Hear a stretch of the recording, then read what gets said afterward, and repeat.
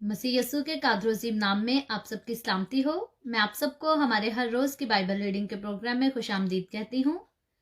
मेरे अजीजों, कल हमने खुदावंद के कलाम में से मुकाशवा की किताब उसका 3रा बाब और उसकी पहली आयत से लेकर 6ठी आयत तक खुदावंद के कलाम को पढ़ा था और हमने सरदीस की कलीसिया को खुदावंद यस्सु जो है क्या पैगाम देता है इस बारे में खुदावंद के कलाम से पढ़ा था। और आज हम अपनी बाइबल रीडिंग को आगे बढ़ाते हुए खुदावंद के कलाम में से मुकाशवा की किताब उसका 3रा बाब और उसकी 7वीं आयत से लेकर 13वीं आयत तक खुदावंद के कलाम को पढ़ेंगे।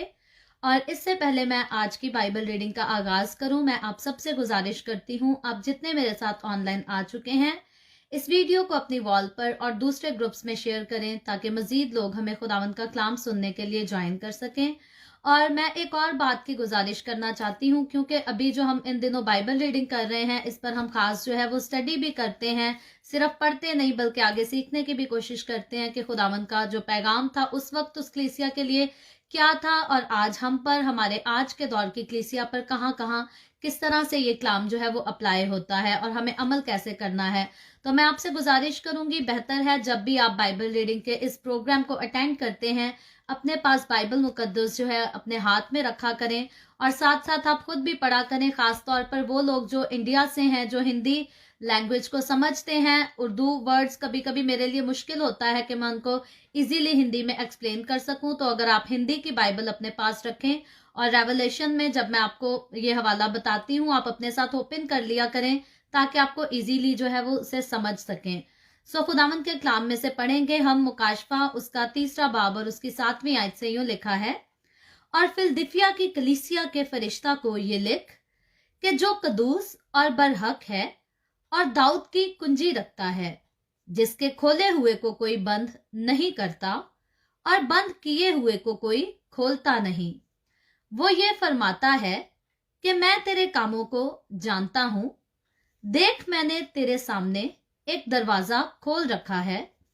कोई उसे बंद नहीं कर सकता, कि तुझ में थोड़ा सा जोर है और तूने मेरे कलाम पर अमल किया है और मेरे नाम का इनकार नहीं किया। देख, मैं शैतान के उन जमायत वालों को तेरे काबू में कर दूंगा, और जो अपने आप को यहूदी कहते हैं और हैं नहीं बल्कि झूठ बोलते हैं, देख मैं ऐसा करूंगा कि वो आकर तेरे पांव में सिजदा करेंगे और जानेंगे कि मुझे तुझसे मोहब्बत है, चूंकि तूने मेरे सब्र के कलाम पर अमल किया है, इसलिए मैं भी आजमाइश के वक्त तेरी हिफाजत करूंगा, जो जमीन के रहने वालों के आजमाने के लिए तमाम दुनिया पर आने वाला है। मैं जल्द आने वाला हूं और जो कुछ तेरे पास है उसे थामे रह, ताकि कोई तेरा ताज छीन ना ले। जो गालिब आए मैं उसे अपने खुदा के मकदस में एक सतून बनाऊंगा, वो फिर कभी बाहर ना निकलेगा, और मैं अपने खुदा का नाम और अपने खुदा के शहर यानी उस नए यरूशलेम का नाम जो मेरे खुदा के पास से आसमान से उतरने वाला है, और अपना नया नाम उस पर लिखूंगा। जिसके कान हो वो सुने कि रूह कलीसियों से क्या फरमाता है। खुदावंद का पाक कलाम पढ़े और सुने जाने पर खुदावंद की बरकत हो, खुदावंद का शुक्र हो। मेरे अजीजों, ये जो आयतें हमने पढ़ी हैं ये खुदावंद के कलाम में से मुकाशवा की किताब उसका 3रा बाब और उसकी 7वीं आयत से लेकर 13वीं आयत तक हमने खुदावंद के कलाम को पढ़ा है। और आज हमने देखा है कि खुदावंद जो है वो खास फिलदिफिया की कलीसिया को क्या पैगाम देता है। तो मेरे अजीजों, जब इस सारे चैप्टर को, पैराग्राफ को मैं स्टडी कर रही थी तो मुझे काफी अपना दौर जो पाकिस्तान में गुजरा वो भी याद आ रहा था, क्योंकि जब पाकिस्तान में हम रहते थे तो मेरे जो डैड है, मेरे फादर जो है वो पास्टर थे और वो फिलदिफिया की कलीसिया के पास्टर थे। और जब मुझे इवेंजलिस्ट जो है डेडिकेट किया गया तो ये भी फिलदिफिया के चर्च में ही किया गया। और यकीनन जितना टाइम मेरा इस चैप्टर को तैयारी करने में लगा, इसको स्टडी करने में लगा, मैंने काफी ज्यादा उन सारी खिदमात को जो बचपन से लेकर और अपनी 23 साल की उम्र तक फिलदिफिया की कलीसिया में मैं सर अंजाम देती रही, मुझे वो सारा अरसा याद आता रहा। वो सारे पास्टर, सारे इवेंजलिस्ट, सारा निज़ाम जो है मैंने सबको बहुत मिस किया। और यकीनन जब हम अपनी खिदमत से रिलेटेड और उन चीज़ों से रिलेटेड, खास तौर पर जब नाम भी क्लियर है उससे गुजरते हैं उस सारे अरसे से, तो हमें याद भी आता और यकीनन उसकी हमारे नज़दीक जो है वो बड़ी इंपॉर्टेंस होती है। तो आज फिलदिफिया की कलीसिया जो कि पाकिस्तान में ऑलरेडी इस वक्त खुदावंद का बहुत काम कर रही है, उसके बारे में, और ये उस वक्त तो ये फिलदिफिया का चर्च नहीं था, बल्कि ये तुर्की में रहने वाली कलीसियाओं को खुदावंद जो है एशिया की कलीसियाओं का उस वक्त पैगाम दे रहा है। तो जो उस जमाना की कलीसिया थी, ये पैगाम उसके लिए था, और उसके साथ साथ जो है मेरे और आपके लिए, और आज की हमारी सिर्फ फिलदिफिया के लिए नहीं बल्कि सारी कलीसियाओं के लिए आज का पैगाम है। और हम सबके लिए ज़रूरी है कि इनको सुने, इस कलाम को, और इस पर अमल भी कर सकें। और मेरे अजीजों, जब हम फिलदिफिया का मतलब देखते हैं, इसका मीनिंग देखते हैं, तो इसका मतलब है बरादराना मोहब्बत, यानी कि भाईचारा, हर एक के साथ मोहब्बत से रहने वाली। और ये जो कलीसिया है, इस कलीसिया को मिशनरी कलीसिया कहा जाता था। क्यों मिशनरी कलीसिया इसको कहा जाता था? क्योंकि ये कलीसिया जो है वो बशारत का, इवेंजलिज्म का, खुशखबरी को दूसरों तक पहुंचाने का जो है खास इस काम को जो है सर अंजाम देते थे। और फिलदिफिया के अगर शहर की बात करें, तो ये जो शहर है एक फौजी चौकी के तौर पर इस शहर को कायम किया गया था। और इस शहर को बनाने का जो खास मकसद था वो ये था कि तमाम एशियाई कूचक में इस शहर के जरिए यूनानी तहजीब और सकाफत को फैलाया जा सके। और इस शहर को पूरी मंसूबाबंदी के साथ जो है वो बनाया गया था। और ये शहर जब हम देखते हैं तारीख की तौर पर जाकर, तो ये शहर जो है ये उस वक्त बहुत ही खुशहाल किस्म का शहर था, बहुत ही अच्छा शहर था। और उस दौर में दुनिया की सबसे बड़ी सड़क जो रोड है बनाने की शुरुआत जो है वो भी इसी शहर फिलदिफिया के शहर से हुई थी। और इसी रोड को जो है यूरोप से एशिया के लिए जो है जाने के लिए इस्तेमाल किया जाता था, आने जाने के लिए। और फिलदिफिया जो है एक बरे आजम से दूसरे बरे आजम में दाखिल होने का एक दरवाजा था। और मेरे अजीजों, ये खूबसूरत इमारतों के लिए भी जो है इस शहर को लोग जाना करते थे। जैसे आज देख लें, हमारे मुल्क में सब कुछ बहुत कुछ अच्छा होता है, कनाडा में भी बहुत सारी अच्छी जगहें हैं, पाकिस्तान में भी बहुत सारी अच्छी जगहें हैं, इंडिया में भी बहुत सारी अच्छी जगहें हैं। लेकिन अगर हम बड़े शहरों की बात करें, तो जिस किस्म की खूबसूरत और बड़ी बिल्डिंगें जो हैं इधर टोरंटो में है, उस किस्म की विनिपेग या दूसरे छोटे इलाकों में चले जाएं तो उस किस्म की बिल्डिंगें नहीं है। कराची में अगर जिक्र कर ले पाकिस्तान का,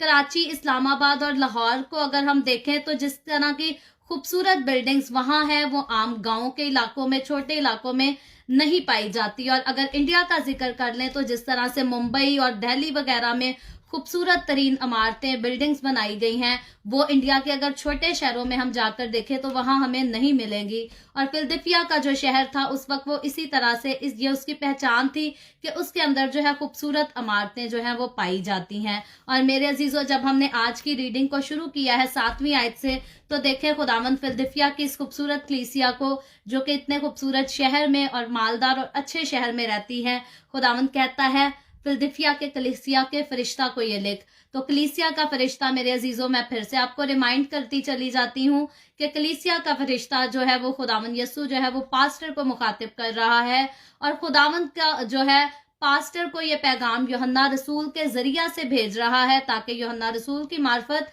उस कलीसिया के पास्टर तक ये कलाम पहुंचे, और उस पास्टर के वसीला से जो है उस कलीसिया तक ये कलाम पहुंचे। और जो पैगाम यीशु मसीह उनको दे रहा है, खुदावंद चाहता है कि उस पैगाम पर उस कलीसिया का पासबान, पास्टर और कलीसिया के लोग सारे इस कलाम को सुने, इस पर गौर करें, तवज्जो करें और अमल करें। और फिर सिर्फ उस वक्त फिलदिफिया की कलीसिया नहीं, बल्कि आज मेरे और आपके, हम सब के लिए ये खुदावंद कलाम दे रहा है। और आज हमारे पासबानों को भी इस बात की बहुत ज्यादा जरूरत है, मसीही कलीसियाओं के पास्टर्स को भी बहुत ज्यादा जरूरत है कि ये जितने सातों जो पैगामात खुदावंद सातों कलीसिया के नाम भेजता है, हमारे खादमों को जो है इनको दोहराते रहना चाहिए, और इनको दोहराकर अपनी कलीसियाओं को सुनाते, समझाते और एक्सप्लेन करते रहना चाहिए। क्योंकि ये मसीह की कलीसिया को जिंदा रखने के लिए, बेदार रखने के लिए, खुदावंद के साथ और ज्यादा स्ट्रांग करने के लिए ये चीजें लिखी गई हैं, ये मौजूद की गई हैं। और जब हम इन चीजों को पढ़ते हैं, दोहराते हैं, और हम अपने आप में, हम ईमान में खुदावंद के साथ जो है और ज्यादा स्ट्रांग होते हैं। और फिर हमें पता होता है कि कौन सी हमारी मिस्टेक्स हैं जिन्हें हमने अपनी जिंदगी से दूर करना है, और किस तरह से हमें खुदावंद के साथ जो है आगे मजबूती से बढ़ते रहना है। और मेरे अजीजों, जब हम इंसान होते हैं तो बाइबल मुकद्दस बताती है कि इस दुनिया में आने वाला जो है एक ही इंसान है जो बेऐब और बिल्कुल पाक है, जिसमें कोई ऐब नहीं, कोई गुनाह नहीं, कोई दाग, कोई धब्बा नहीं उसकी जिंदगी में। और वो इंसान जो है वो सिर्फ और सिर्फ यीशु मसीह है। और मैं और आप, हम जितने इस दुनिया में रहते हैं, जन्म लेते हैं, हम इंसान की औलाद कहलाते हैं। तो मेरे अजीजों, हम सब अपने अंदर कमजोरियां रखते हैं, गलतियां रखते हैं। और यकीनन कोई खिदमत करने वाला है या खादिम के वसीला से कलाम को सुनने वाला या यीशु को मानने वाला है, हर कोई इंसान जो है वो वीक है और अपने अंदर जो है कमजोरियां रखता है। और अपनी कमजोरियों की वजह से इंसान बाजों का चाहता नहीं है गलती करना, फिर भी बहुत सारी गलतियां उससे होती रहती हैं। और बहुत सारी गलतियां ऐसी होती हैं जिनसे इंसान को जो है खबर भी नहीं होती। अगर मैं अपना पर्सनली आपसे बात करूं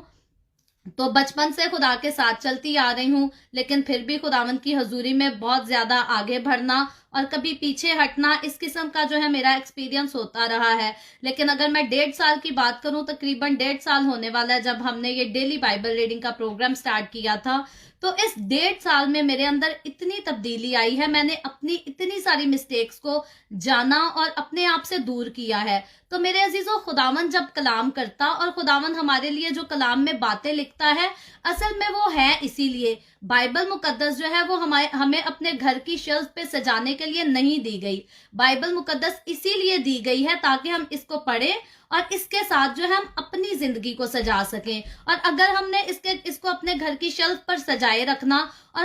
हमारी जिंदगी में से गुनाहों की, गुरूर की, घुमंड की, बुरे कामों की, बुरी चीजों की बदबू आती रहे, तो बाइबल मुकद्दस का हमारे घर पे होने का जो है कोई फायदा नहीं, हमारी घर की शेल्फ पे इसके पड़े होने का कोई फायदा नहीं। तो बाइबल मुकद्दस हमें घर के शेल्फ के ऊपर सजाने के लिए नहीं दी गई, बल्कि ये हमें हमारी अपनी जिंदगी जो है वो सजाने के लिए दी गई है। और यही बात है कि खुदावंद यीशु जो है वो बार बार कलीसियाओं से पैगाम करता है, उनके खादमों के वसीला से कलाम करता है और ये भी कहता है कि ये सारे खादिम जो कलीसियाओं में मुकर्रर किए गए हैं, ये मेरी तरफ से हैं और इन पर मेरा इख्तियार है। तो खुदावंद का ये सारा, इन सारी चीजों का करने का मतलब, ये सारी जो एफर्ट्स खुदा ने खुद की और उसके लोगों ने की, जिनको खुदा ने खुद इस्तेमाल किया, रूह की मामूरी देकर इस्तेमाल किया, ये मुझे और आपको हमें अच्छे रास्ते पे चलाने के लिए, हमें ठीक रास्ते पर चलाने के लिए ये सारी एफर्ट्स की गई हैं, ताकि मैं और आप अपने खुदावंद के लिए, उसकी आमद के लिए अपने आप को जो है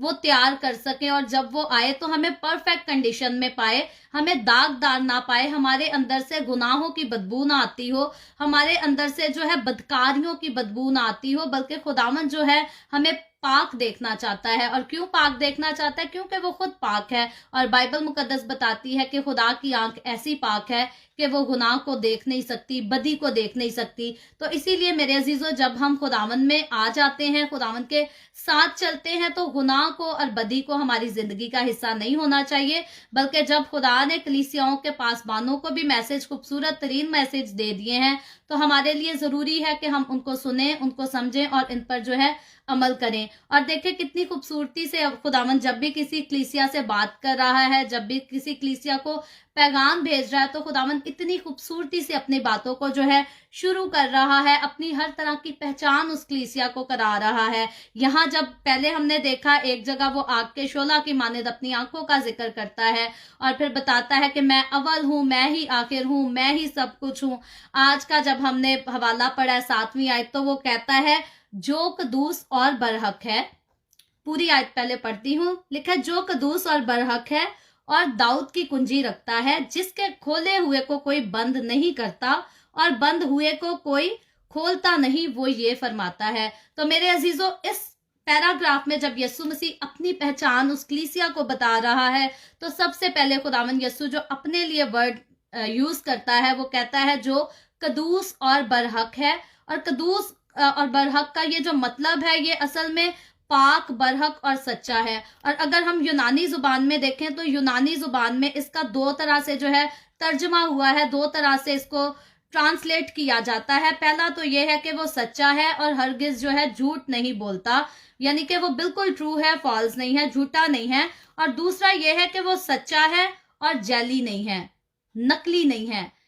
तो दो तरह के ये इसके मीनिंग है और दोनों एक ही जैसे मिलते जुलते हैं। और खुदावन का ये कहने का जो मकसद है वो ये है कि मैं सच्चा हूं, ना तो मैं झूठ बोलता हूं, ना मैं ड्रामा करता हूं, ना मैं दिखावा करता हूं, बल्कि जो कुछ मैं कह रहा हूं मैं खुद भी सच्चा हूं, मेरी हर बात जो है वो भी सच्ची है। ये खुदावन यीशु जो है अपने बारे में बात कर रहा है। और असल मतन जो है यूनानी में सच्चे के लिए जो लफ्ज यूज हुआ है ये है एलेथिनोस। एलेथिनोस के मैं आपको स्पेलिंग देती हूं, अगर आप में से कोई नोट्स लिख रहा है तो इसके जो स्पेलिंग है ALETHINOS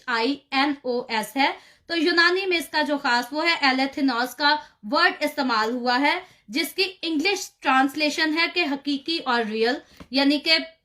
रियल और ट्रू। इसकी जो ट्रांसलेशन इंग्लिश में है वो रियल और ट्रू है। मैं उर्दू के मुश्किल वर्ड जो है कोशिश होती है निकाल सकूं और बीच में इंग्लिश के वर्ड ऐड कर सकूं ताकि हिंदी लोग जो है वो सुन और समझ सके। और यीशु जो है हर बात और हर काम में सच्चा है और हकीकी भी है, यानी कि वो रियल भी है और ट्रू है। यीशु की जात में कोई झूठ शामिल नहीं, यीशु की जात में कोई गुनाह शामिल नहीं। बाइबल मुकद्दस भी यही बताती है और हमारे पर्सनल एक्सपीरियंस जो यीशु मसीह में रहकर हमने किया, मेरा 31 साल के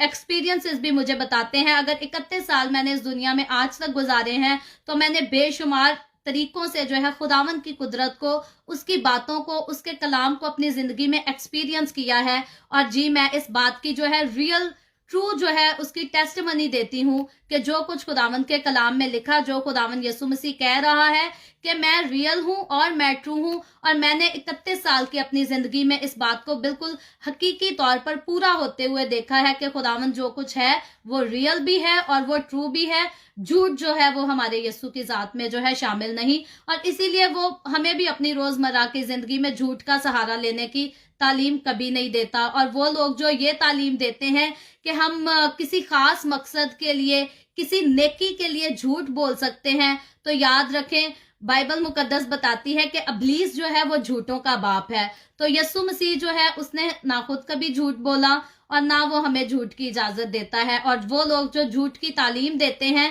कि हम किसी को नेकी करने के लिए झूठ बोल सकते हैं, तो याद रखें ये तालीम जो है वो इब्लीस की तरफ से है। खुदावंद यीशु की तरफ से ऐसी कोई तालीम नहीं, क्योंकि वो कहता है मैं कदूस हूं और बरहक हूं, मैं सच्चा हूं, मैं रियल हूं, मैं हकीकी हूं, मैं कोई ड्रामा नहीं हूं और ना मैं ड्रामे करता और ना मैं किसी को ड्रामे करना जो है वो सिखाता हूं। और इसीलिए वो अपना इंट्रोडक्शन जो है खुद को सच्चा और बरहक कहकर करवा रहा है। और फिर जो इसी आयत के दूसरे हिस्से में यीशु मसीह अपने आप को कहता है कि जो दाऊद की कुंजी रखता है, तो दाऊद की कुंजी का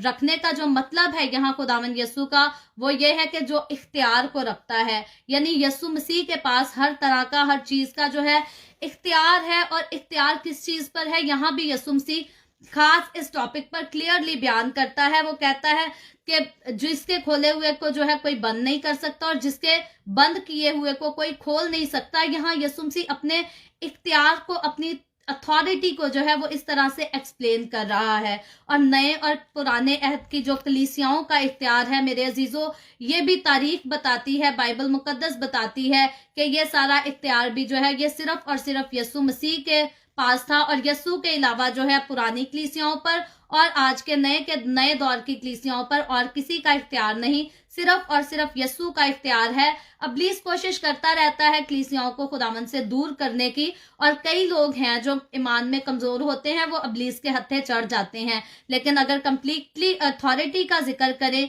कंप्लीटली अथॉरिटी की बात करें, तो यीशु मसीह की अथॉरिटी है मसीह की सारी कलीसियाओं पर। फिर वो भले पुराने अहद की कलीसियाएं नजर आए या नए अहदनामा की कलीसियां नजर आए या आज के दौर की हमारी कलीसियाएं नजर आए, हम सब पर अथॉरिटी करने वाला, हम सब पर इख्तियार रखने वाला जो है वो एक ही है, और वो यीशु मसीह है। और दाऊद बादशाह की नस्ल होते हुए जो है वो एक ऐसा बादशाह है कि वो जो कुछ खोलता है उसे कोई बंद नहीं कर सकता, और जो कुछ मसीह बंद कर देता है उसे कोई जो है वो खोल नहीं सकता। और 8वीं आयत अगर पढ़े तो थोड़ा और क्लियर हो जाता है। खुदावंद कहता है मैं तेरे कामों को जानता हूं। ये बात खुदावंद पहले भी कलीसिया को कह रहा था, समरना की कलीसिया को भी कहता है, हम देखते हैं थवाथीरा की कलीसिया को, सरदीस की कलीसिया को भी खुदावंद यही कहता है कि मैं तेरे कामों को जानता हूं। तो खुदावंद के पास ये क्वालिटी है, उसके पास ये सलाहियत है कि वो शख्स इंसान बन के किसी जगह पर मौजूद हो या ना हो, वो जिस रूह में है, जिस मुकाम पर है, वो वहां से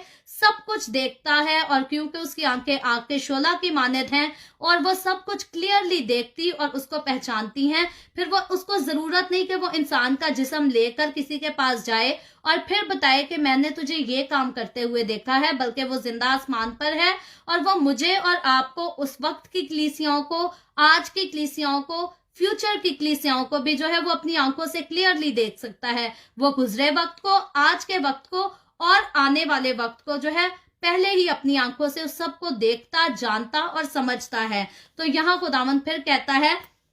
कि मैं तेरे कामों को जानता हूं। ये बात खुदावंद जो है फिलदिफिया की कलीसिया से कह रहा है। खुदावंद कहता है, देख मैंने तेरे सामने जो है एक दरवाजा खोल रखा है, कोई उसे बंद नहीं कर सकता। तो मेरे अजीजों, फिलदिफिया की कलीसिया को भी जो है बहुत सारी, जैसे बाकी कलीसियाओं को हमने देखा कि मुश्किलात थी। समरना का जब हमने जिक्र पढ़ा तो समरना जो है वो बहुत ही ज्यादा मुश्किलात से गुजरी, दुखों से, तकलीफों से गुजरी, परसिक्यूशन का उसने जो है सामना किया। और अभी तक हम ये आज छठी कलीसिया के बारे में पढ़ रहे हैं। और इन सारी कलीसियाओं में से जब हम देखते हैं हिस्ट्री को, तो सबसे ज्यादा जो सफर किसी ने किया है यीशु के साथ चलने के लिए, सबसे ज्यादा परसिक्यूशन अगर किसी ने फेस की है तो वो समरना की कलीसिया ने की है। लेकिन जिस तरह से मुश्किलात उन्होंने देखी, उस किस्म की मुश्किलात जो हैं वो फिलदिफिया की कलीसिया को भी थी। ये भी परसिक्यूट किए जाते थे यीशु के नाम की खातिर। लेकिन इस सारी परसिक्यूशन के दौर में, इन सारी मुश्किलात, दुखों के दौर में जो है ये कलीसिया के लोग जो थे, ये खुदावंद के साथ वफादार लोग थे। ये खुदावंद की हजूरी में चलते थे और उसके कलाम पर जो है ये अमल करने वाले लोग थे। और इसीलिए यीशु मसीह जो है, आज के इस हवाले में हमने देखा है, यीशु ने किसी किस्म की, इनसे भी जैसे समरना की कलीसिया से यीशु ने कोई शिकायत नहीं की थी, इस कलीसिया से भी यीशु कोई शिकायत नहीं करता। और यीशु इनकी तारीफ ही कर रहा है और कहता है कि मैं तेरे कामों को जानता हूं। और फिर मैं कहती हूँ यीशु उस वक्त सिर्फ उसी कलीसिया को नहीं बल्कि हमें भी जानता है। अगर हम देखें कि यीशु समरना की मुश्किलात को जानता था, समरना की कलीसिया की, यीशु इफसस की कलीसिया की मुश्किलात को जानता था, या यीशु फिलदिफिया की कलीसिया की मुश्किलात को जानता था, तो आज मैं और आप, हम जिन मुश्किलात से गुजरते हैं, यीशु मसीह ये सब कुछ भी जानता है। और यीशु मसीह से जो है वो कोई बात, कोई काम जो है, हमारी आंख से एक एक आंसू गिरने वाला जो है, अगर यीशु की खातिर गिरता है या हमारे गुनाहों की वजह से गिरता है, यीशु उन सारे आंसुओं को भी जानता है, काउंट करता है और उसको पता है कि कौन से आंसू हमने अपनी गलती की वजह से बहाए हैं और कौन से आंसू जो है हमने यीशु की खातिर बहाए हैं। तो जो यीशु की खातिर आंसू बहाए जाते हैं, उनके नजदीक जो है खुदावन यीशु की बहुत कदर है। और जैसे यीशु फिलदिफिया की कलीसिया की तारीफ करता है, वैसे ही आज वो लोग जो खुदावन यीशु के लिए दुख सहते हैं, तकलीफें सहते हैं, मुसीबतों को जो है बर्दाश्त करते हैं, खुदावन जो है उनको भी पसंद करता और उनकी भी तारीफ हमेशा खुदावन जो है वो करता है। और फिर खुदावन फिलदिफिया की कलीसिया को कहता है, जो तू मुश्किल वक्त में भी मेरे लिए करता है, जो लोग खुदा के कलाम पर अमल करते हैं मेरे अजीजों, खुदावन अपने दरवाजे जो है उनके लिए कभी बंद नहीं करता, बल्कि हमेशा जो है अपने दरवाजे खोल देता है। मैं इस आयत का अगला हिस्सा बल्कि आपके सामने पढ़ देती हूँ। खुदावन कहता है, देख मैंने तेरे सामने एक दरवाजा खोल रखा है, कोई उसे बंद नहीं कर सकता। तो मेरे अजीजों, यहाँ जो है खुदावन दरवाजा खोलने की बात कर रहा है। ये एक टर्मिनोलॉजी है कि खुदा ने मेरे लिए जो है कोई दरवाजा खोल रखा है। और जो ये दरवाजा खोल रखे का मतलब है, खास तौर पे इसका मतलब है कि खुदा जो है उन्हीं को अच्छे मौके देता है जो रूह से भरे हुए होते हैं। और किताब मुकद्दस में जहां भी दरवाजे का जिक्र होता है, इसका मतलब है कि बशारत के कामों का जो है मौका मिलना, यानी कि बशारती काम, निजात के काम, खुशखबरी के काम को फैलाने के लिए जब खुदावंद हमें नए मौके देता है, अच्छे मौके देता है, तो इसका मतलब कि खुदावंद ने हमारे लिए जो है वो दरवाजा खोल दिया है। और यानी खिदमत के लिए खुदा रास्ता हमवार करता है। और यही दरवाजा है जो खुदावंद फिलदिफिया की कलीसिया के लिए जो है खुदावंद कहता है, मैंने तेरे लिए दरवाजा खोला हुआ है। और जो दरवाजा मैंने तेरे लिए खोला है कि तू बशारत का काम जो है जाके दूसरी कौमों के साथ कर सके, उस दरवाजे को जो है वो कोई बंद नहीं कर सकता। और मेरे अजीजों, अगर हम हिस्ट्री को जाकर देखें तो हिस्ट्री जो है वो इस बात की गवाही देती है कि फिलदिफिया की कलीसिया ने जो है वो पूरी ईमानदारी के साथ भरपूर बशारती काम को जो है वो सर अंजाम दिया है और अब भी दे रही है। और ये आयत को जो हम खास पूरी होते, ये जो आयत खुदावंद बात कर रहा है दरवाजा खोलने की, इसको अगर हम पूरा होते हुए की बात करें तो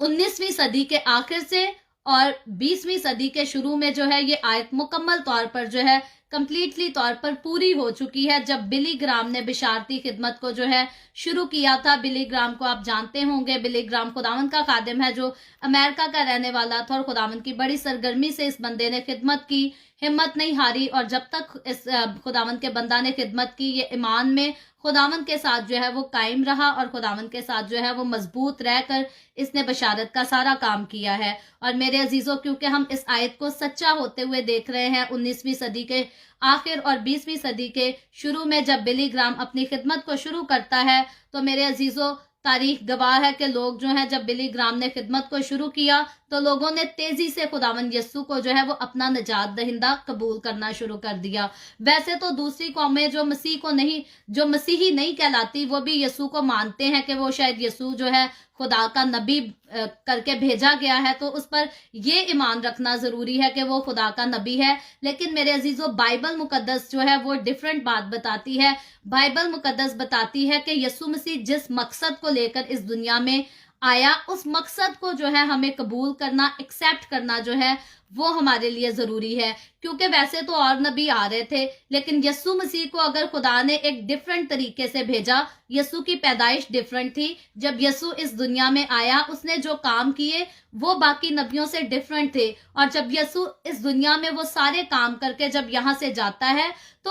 उसका जाना भी जो है वो भी उन सारे नबियों से डिफरेंट था। तो ये सारी बातें ये सारे वाकयात जो हैं, ये इस बात को क्लियर करते हैं कि यस्सु मसीह बाकियों से डिफरेंट होके आया, तो यकीनन उसका जो इस दुनिया में आने का मकसद था वो भी दूसरे नबियों से, दूसरे पैगंबरों से डिफरेंट मकसद था। और बाइबल मुकद्दस बताती है, इसको आप पैदाइश की किताब से लेकर रेवलेशन तक, मुकाशफा तक पढ़ ले, तो ये एक ही बात को क्लियरली बयान करती है कि यस्सु मसीह का इस दुनिया में आना जरूरी था। क्यों जरूरी था? मुझे और आपको, हमें निजात देने के लिए। और यस्सु मसीह खास इसी मकसद के लिए आया था कि वो इंसान को गुनाहों से निजात दे सके। तो इसीलिए जब बाइबल मुकद्दस कहती है कि जन्नत में जाने के लिए यस्सु को कबूल करना जरूरी है, तो यस्सु को सिर्फ ये कबूल करना जरूरी नहीं कि वो खुदा का नबी है और बाकी नबियों की तरह से आया, ऐसा नहीं बाइबल मुकद्दस कहती, बल्कि बाइबल मुकद्दस कहती है यस्सु मसीह को जो है हर एक के लिए अपना शख्सी निजात दहिंदा कबूल करना जरूरी है। और मेरे अजीजों, जब तक कोई ये कबूल नहीं करता कि यस्सु मसीह ने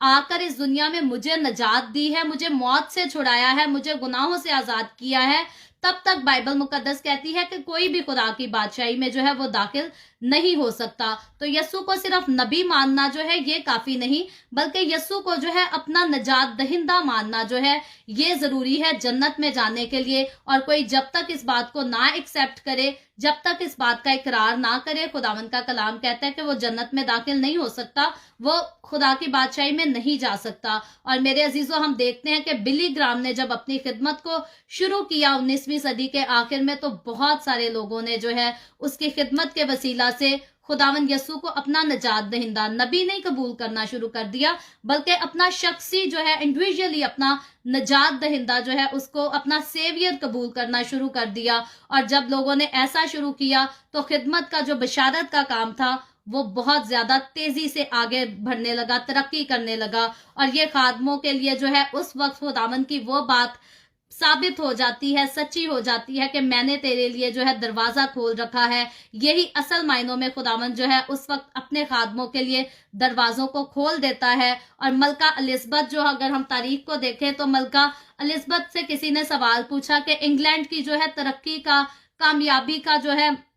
क्या राज है, तो मलका एलिजबेथ भी जो है आंसर देती है। वो मलका एलिजबेथ का आंसर था कि खुदा का कलाम है। तो इंग्लैंड की तरक्की का राज जो है वो खुदावंद के कलाम को सारा क्रेडिट दे देती है। तो मेरे अजीजों, अब आप खुद देख लें कि ये बशारती खिदमत ही का नतीजा था कि मलका एलिजबेथ से अगर कोई पूछा जाता है तो वो मलका होते हुए जो है अपने रुतबे को या अपनी मेहनत को, अपनी एफर्ट्स को उसका नाम नहीं देती, ये अपने आप को क्रेडिट नहीं देती कि हमने इतनी एफर्ट्स की हैं, हमने अच्छा करके रखा है, इसीलिए इंग्लैंड जो है वो तरक्की कर रहा है, बल्कि वो उसका सारा क्रेडिट जो है वो खुदा के कलाम को देती है। और यही खुदावंद की कुदरत, और खुदावंद हम इंसानों से यही चाहता है कि खुदावंद हमें किसी भी पोजीशन में रखे, जो कुछ देखकर रखे, जैसे भी हाल में रखे, हम हमेशा अपनी कामयाबियों का, अपनी तरक्की का, आगे बढ़ने का जो क्रेडिट है हम कभी भी अपने पर ना लें, बल्कि जैसे मलका एलिजबेथ हमें सारा क्रेडिट जो है वो खुदा के कलाम को देती हुई नजर आती है, हमें भी हर चीज में जो है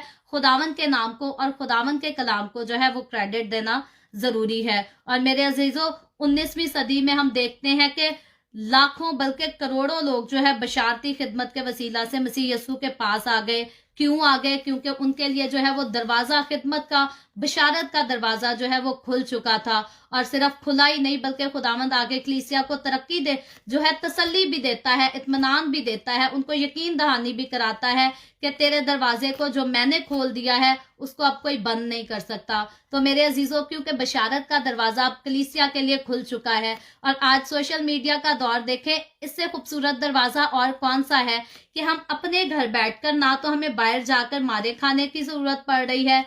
हम अपने घर पे बैठकर सोशल मीडिया पर आकर जो है यीशु मसीह के नाम की बशारत दे सकते हैं, जिंदगी के कलाम को हम लोगों के साथ शेयर कर सकते हैं। और ये एक ऐसा खास जो है रास्ता है कि इधर आकर पुरानी कलीसियाओं का जिक्र कर लें, उन्होंने कितनी परसिक्यूशन बर्दाश्त की। जाहिर है जब वो गैर कौमों के पास जाते थे और कहते थे कि यीशु मसीह ही नजात का रास्ता है, तो गैर कौमें उनको एक्सेप्ट नहीं करती थी। गैर कौमें उनको गर्म तेल में भी तल देती थी, जिंदा आग में भी जला देती थी, मारती पीटती थी। और सोशल मीडिया का तो इतना खूबसूरत दरवाजा है हमारे पास जो खुदावन ने अपनी खिदमत के लिए खोला है कि इधर हम जितनी मर्जी बशारत देते रहें, कोई यहाँ आकर हमारी जान को, हमारे जिस्म को जो है वो नुकसान नहीं पहुंचा सकता। तो इस दरवाजे को भी जो है कोई बंद नहीं कर सकता। और जो बशारत का दरवाजा पूरी दुनिया के लिए खुदावन ने खोल दिया है उसको तो कोई भी बंद नहीं कर सकता।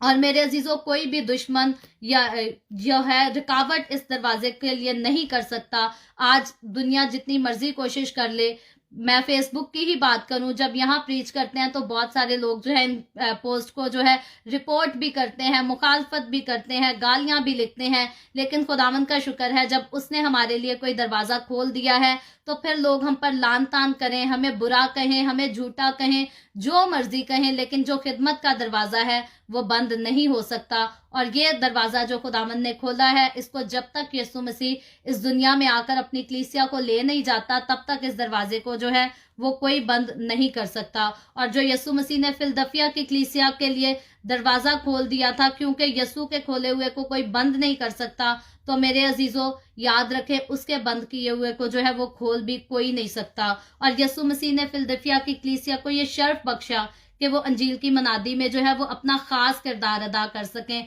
अब देखें, हमने इफसस की कलीसिया के बारे में भी पढ़ा, लदूकिया की भी पढ़ा, थुआतीरा की भी पढ़ा, लेकिन आज का जो हमने पैराग्राफ पढ़ा है ये उन कलीसियाओं से थोड़ा डिफरेंट नजर आता है। खुदावंद जैसे हमने पहले पढ़ा था कि कलीसिया के साथ बहुत सख्त लहजे में, बहुत सख्त अल्फाजों में बात कर रहा है, आज के हमें हवाले में कुछ और नजर आता है। आज के हवाले में खुदावंद बड़े प्यार से, बड़ी मोहब्बत से, बड़े इख्तियार से बात कर रहा है और खुदावंद उनसे कोई शिकायत भी नहीं करता। और क्यों खुदावंद उनसे कोई शिकायत नहीं करता? क्योंकि उन्होंने अपना जो है खुदावंद को कोई शिकायत का मौका ही नहीं दिया, वो कोई बुरा काम ही नहीं कर रहे, बल्कि वो खुदावंद के साथ वफादार हैं, उसके ताबे होकर और उसकी मर्जी के मुताबिक जो है वो बशारत का काम करते जा रहे हैं। यीशु ने अगर उनके लिए दरवाजा खोला है तो उस खुले हुए दरवाजे का जो है गलत फायदा नहीं उठा रहे, बल्कि अच्छा फायदा उठा रहे हैं। और उनके लिए दरवाजा बशारत के लिए खोला गया है तो वो बशारत ही का काम कर रहे हैं, बल्कि और ना तो वो गलत तालीम दे रहे हैं, ना गलत काम कर रहे हैं, और ना गलत तालीम को अपने अंदर जो है वो प्रैक्टिस कर रहे हैं। और इसीलिए यीशु ने भी जो है उस कलीसिया को, फिलदिफिया की कलीसिया को जो है वो सरफराज किया, कामयाबी बख्शी और अपनी हुजूरी में बढ़ाया। और मेरे अजीजों, अगर हम ज़बूर नवीस का मुतालिया करें तो वहां भी खुदावंद का बंदा फरमाता है कि सरफराजी ना तो मशरिक से है, ना मगरिब से, ना शमाल से, ना जनूब से, बल्कि सरफराजी जो है हमेशा खुदावंद खुदा की तरफ से आती है। और फिलदिफिया की कलीसिया को भी अगर हम सरफराज होते हुए देखते हैं तो हम इस बात को जानते हैं, इस बात को समझते हैं कि उनकी जो सरफराजी थी वो खुदावंद के साथ वफादारी के साथ चलने की वजह से सारी सरफराजी जो है वो उन्हें खुदावंद यीशु मसीह की तरफ ही से मिली थी। और खुदा के लोगों का जो खास मरकज है, जो हमारी डेस्टिनेशन है, वो आसमान की बादशाही है। और मेरे अजीजों, उस बादशाही में दाखिले का दरवाजा जो है वो सिर्फ और सिर्फ यीशु मसीह है। जैसे हमने अपना पेज जो खुदावन ने हमें खिदमत दी है, उसके लिए खुदावन ने हमें नाम भी यही दिया, द वे ऑफ हेवन, ताकि हम इस बात को खुद भी जान लें और दूसरों को भी बता सके कि हेवन का रास्ता जो है वो सिर्फ और सिर्फ यीशु मसीह है, और यीशु मसीह के अलावा जो है और कोई रास्ता हेवन में जाने का नहीं है।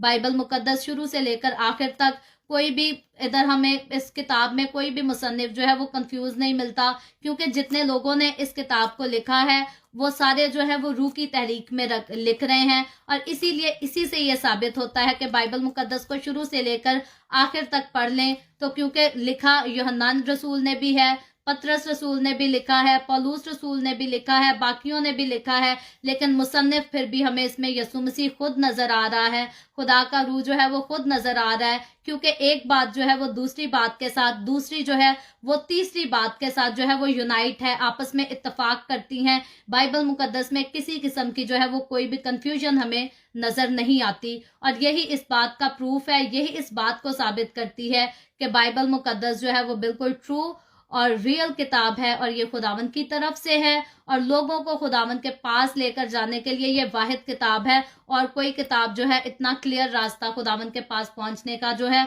वो नहीं बताती, बल्कि आज तक जो है बहुत सारी कौमें हैं, बहुत सारे मजहब हैं दुनिया में, और कोई भी जिंदा खुदा की तरफ सीधी नजर करके नहीं रखते। बहुत सारे लोग हैं जो खुदा के साथ चलने का दावा करते हैं, फिर भी उनको मज़ारों पे जाना पड़ता है, उनको दम भी कराने पड़ते हैं, उनको तावीज़ भी कराने पड़ते हैं। तो वाहिद बाइबल मुकद्दस एक ऐसी किताब है जो हमें बताती है कि जब हमने यीशु का नाम ले लिया तो हमें दम भी कराने की ज़रूरत नहीं, हमें तावीज़ भी अपने गले में पहनने की ज़रूरत नहीं, ना हमें काली डोरियां पहनने की ज़रूरत है, क्योंकि यीशु ने हमारा फिदिया दे दिया, यीशु ने अपने खून से धोकर हमें पाक कर दिया, और अब हमारी जिंदगियों में जो है अबलीस का भी कोई इख्तियार नहीं। तो मेरे अजीजों, इतनी खूबसूरत बातें, इतनी खूबसूरत काम जो है ये सिर्फ और सिर्फ बाइबल मुकद्दस में दिए गए हैं, और आज़ादी का पैगाम जो है वो सिर्फ बाइबल मुकद्दस में दिया गया है। और कोई कौम, कोई कबीला, कोई मजहब जो है इस आज़ादी को प्रीच नहीं करता कि अब हमें किसी जो है तावीज़ की ज़रूरत नहीं, किसी दम की ज़रूरत नहीं, बल्कि यीशु का नाम जो है वो काफ़ी है। और मेरे अजीज़ों, बाइबल मुकद्दस बताती है जो यीशु का नाम लेगा वही नजात पाएगा, यीशु के नाम के बगैर जो है ना नजात है और ना कोई पा सकता है। तो सारा कुछ जो है वो यीशु ही की तरफ से है। इसीलिए जब यीशु मसीह खुद जिंदगी का बानी है, जब वो खुद जिंदगी की रोटी है, तो जो जिंदगी की रोटी को ऑलरेडी हासिल कर लेगा, जो जन्नत के रास्ते को ऑलरेडी हासिल कर लेगा, उसको जरूरत ही नहीं और किसी के पास जाने की या और किसी को सुनने की या जानने की। क्योंकि जब हमारा खास मकसद हमेशा की जिंदगी को हासिल करना है, जब हमारा खास मकसद जो है वो हमेशा आसमान की बादशाही में दाखिल होना है, और जब हम उस मकसद को हासिल कर चुके हैं, तो हमारे लिए ज़रूरी है कि अब हम दुनिया में दूसरी तरफ ना झांके, बल्कि उसी की जो है वफादारी करें, उसी की ताबेदारी में रहें, ताकि जो काम हमने हासिल किया है, अगर हमेशा की जिंदगी का वादा खुदावंद ने हमारे साथ किया है, तो वो हम उसमें दाखिल उसी सूरत होंगे जब हम उसके कलाम पर अमल करेंगे। और अगर हमने उसके कलाम पर अमल नहीं करना, तो याद रखें फिर हम उस वादे को, उस अजर को जो खुदावन की तरफ से हमारे लिए रखा है, हम उसको कभी हासिल नहीं कर सकते। और क्योंकि फिलदिफिया की कलीसिया खुदावन की वफादार कलीसिया थी, और खुदावन उसकी तारीफ भी करता है, लेकिन तारीफ करने के साथ साथ खुदावन जो है एक और बात फिलदिफिया की कलीसिया से कहता है। मैं इसकी आयत को पढ़ देती हूं। खुदावन कहता है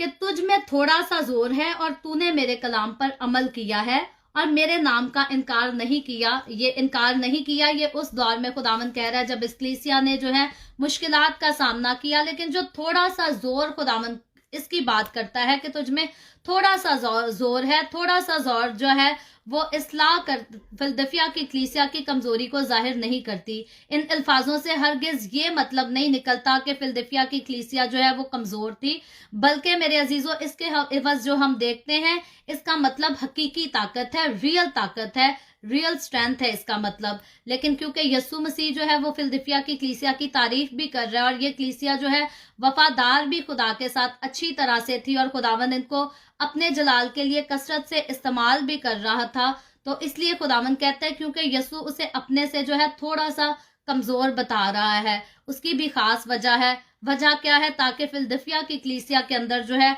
अपने लिए किसी किस्म का कोई गरूर ना आए, घुमंड ना आए, वो फख्र ना करें कि भाई हम ये हो गए या हम वो हो गए। और खुदावंद जो चाहता है, खुदावंद कहता है कि ये कलीसिया जब मेरे लिए कुछ कर रही है तो ये मेरी वफादार रहे और इसको सब कुछ ये पता हो कि ये लोग जो कुछ हैं, जितना काम कर रहे हैं, ये मेरे बगैर कुछ नहीं है। और इसीलिए खुदावंद उनसे ये जिक्र कर रहा है कि तुझमें जो है थोड़ा सा जोर है। मेरे अजीजों, आज के अगर हम अपने दौर का भी देख लें तो बहुत सारी कलीसियाएं जो हैं वो पैसा हासिल करके,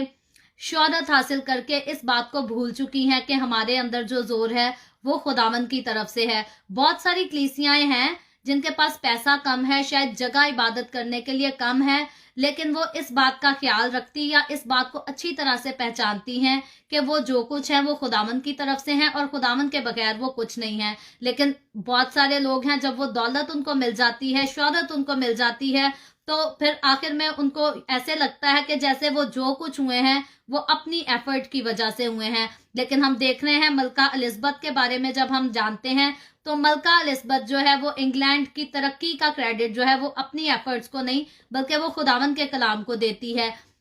तो खुदावंद फिलदिफिया की कलीसिया को भी ये पैगाम या ये बात इसीलिए कह रहा है ताकि फिलदिफिया की कलीसिया जो है वो अपनी कामयाबियों का क्रेडिट जो है वो अपने ऊपर ना ले सके, ये ना कह के हम बड़ी चीज हो गए हैं, बल्कि वो याद रखें कि वो जो कुछ है वो खुदावंद ही की तरफ से है। और फिर बल्कि उन्हें ये समझ लेना चाहिए, जो मसीह के साथ चलते हैं, आज की कलीसिया हो, उस टाइम तो खुदावंद फिलदिफिया की कलीसिया से बात कर रहा था, लेकिन आज की कलीसिया को भी जो है वो ये समझ लेना चाहिए कि मसीह यस्सु के आगे जो है वो कमजोर हैं और यस्सु के बगैर कोई भी जो है काम सरंजाम नहीं दे सकते। तो मेरे अजीजों, फिलदिफिया की कलीसिया जो है खूबसूरत काम कर रही है, बशारत का काम कर रही है, लोग उनके वसीला से जो है तेजी से खुदावंद के पास आ रहे हैं, खुदावंद को कबूल कर रहे हैं। लेकिन खुदावंद ये चाहता है कि वो भी जान लें और आज मैं और आप भी जान लें, हमारे चर्चेज, हमारी कलीसियाएं भी इस बात को जान लें कि हमको जो कुछ भी है हम खुदावंद की तरफ से हैं, हम खुद से कुछ भी नहीं है। मेरे अजीजों, आज खुदावंद का हाथ हमारे सर से हट जाए तो हम कुछ नहीं है। ना कोई हमें शोहरत दे सकता है, ना हम दौलत हासिल कर सकते हैं, ना हम कामयाब हो सकते हैं। क्योंकि जैसे जबूर नवीस के बारे में हमने सीखा कि जबूर नवीस में भी यूं ही लिखा है कि कामयाबी जो है वो सिर्फ खुदावंद की तरफ से है। और खुदावंद यहाँ भी चाहता है कि फिलदिफिया की कलीसिया भी ये जान ले कि कामयाबी जो है वो हमेशा खुदावंद की तरफ से है और वो अपने ऊपर पर जो है किसी किस्म का कोई गरूर, कोई घमंड ना करें। और मैं और आप, हम भी इस बात को अच्छी तरह से जान लें, पहचान लें कि आज अगर हम कामयाब हैं, हम खुशहाल हैं, हम तरक्की कर रहे हैं, तो ये सारा कुछ जो है ये खुदावंद की तरफ से है। इसमें हमारा अपना जो है वो कुछ भी नहीं है। अगर मैं कहूं कि मेरे वसीला से खुदावंद के लोग जो है खुदावंद के कलाम को सुन रहे हैं, तो इसमें मेरी अपनी कोई सलाहियत नहीं है, बल्कि ये खुदावंद की बरकत है कि खुदावंद ने मेरे लिए दरवाजा खोला है कि मैं यहाँ सामने आऊं और लोगों को जो है बशारत का कलाम सुना सकूं, लोगों को खुशखबरी दे सकूं कि यीशु मसीह आज के दौर में भी आपके लिए नजात जैसी उम्मीद है। और वो नजात जैसी उम्मीद जो है वो सिर्फ और सिर्फ जो है वो यीशु के पास है, यीशु के अलावा जो है किसी के पास नहीं है। और फिर खुदावंद यीशु इसी आयत में जो है अपने कलाम पर अमल करने का भी जिक्र करता है और मसीह के नाम से जो है इनकार ना करने का भी जिक्र करता है। मेरे अजीजों, तो ये कलीसिया जो है हर तरह से मसीह की वफादार कलीसिया थी और हर मुश्किल वक्त में जब इब्तदाई कलीसिया को दुखों का सामना करना पड़ा, तकलीफों का सामना करना पड़ा, हमने जैसे जाना है, पहले भी इस बात को जिक्र किया था कि इस कलीसिया ने जो है तब भी यीशु का इनकार नहीं किया था, बल्कि ये खुदा के जो है वो वफादार रहे थे। तो इसीलिए खुदावन जो है इनके किरदार की तारीफ कर रहा है और इनके किरदार में अगर किसी की झलक नजर आती थी तो वो यीशु मसीह के किरदार की झलक नजर आती थी। और मेरे अजीजों, आज मुझे और आपको इस बात को समझना चाहिए कि आज अगर हमारे अंदर से किसी को कुछ नजर आए तो वो हमारी अंदर से एक्टर्स की झलक नहीं नजर आनी चाहिए। क्योंकि अब लोग ड्रामे फिल्में बहुत देखते हैं और किसी को शाहरुख खान बनने का शौक है, अगर बहुत सालों पहले का जिक्र कर ले किसी को काजल बनने का शौक होता था। आज क्योंकि जदीद दौर आ गया तो क्योंकि अब मैं फिल्में नहीं देखती तो मुझे नए एक्टर्स के नाम नहीं पता, मैं उन सारी चीज़ों को करती रही हूँ, लेकिन अब मैंने कंप्लीटली तौर पर उन चीज़ों को छोड़ दिया है। मैंने उनको गुड बाय कहकर खुदावंद के कलाम को दिल से लगा लिया है। तो इसलिए नए एक्टर्स का मुझे नाम नहीं पता, लेकिन क्योंकि लोग एक्टर्स को देखते, सिंगर्स को सुनते और उन्हीं को फॉलो करना चाहते हैं। लोग कहते हैं जैसा उसका लाइफस्टाइल है मेरी भी चाल उसके जैसी हो, मेरे बाल भी उसके जैसे बने, और जैसे उसने कपड़े पहने हैं मैंने उस एक्टर जैसा ड्रेस खरीदना है। तो लोग मतलब ख्वाहिश करते हैं कि जो एक्टर हमें पसंद है या जो सिंगर हमें पसंद है उसकी झलक जो है वो हमारी जिंदगी से हमारी नजर आए हर किसी को। लेकिन मेरे अजीजों, फिलदिफिया की कलीसिया की जो तारीफ करता है खुदावन, वो इसलिए नहीं करता कि उनके अंदर किसी एक्टर की झलक नजर आती है, बल्कि खुदावन यसू जो है वो अपने किरदार की अपनी झलक को जो है वो उस कलीसिया में देख रहा है। इसीलिए खुदावन उनसे खुश है, खुदावन उनसे शिकायत भी नहीं कर रहा, और खुदावन हर बात में जो है उनकी तारीफ ही कर रहा और उनको हौसला ही देता हुआ नजर आता है। तो मेरे अजीजों, आज मुझे और आपको, मैं तो जैसे आपको पहले कह चुकी हूँ कि मैं वो पुरानी ख्वाहिशात को छोड़ चुकी हूँ। मैंने अब इसी बात की ख्वाहिश कर ली कि यसू को ही मेरी जिंदगी से नजर आना चाहिए। तो मैं आप लोगों को भी इनकरेज करती हूँ, आप लोगों को भी ये बात बताती हूँ कि खुदावन जो आपसे भी चाहता है, मुझसे जो चाहता था मैंने किया और मैं कर रही हूँ, और आप लोगों को भी यही करना चाहिए कि हमारी जिंदगियों से जो है वो एक्टर्स की झलक ना नजर आती हो, किसी वजीर आजम की झलक ना नजर आए,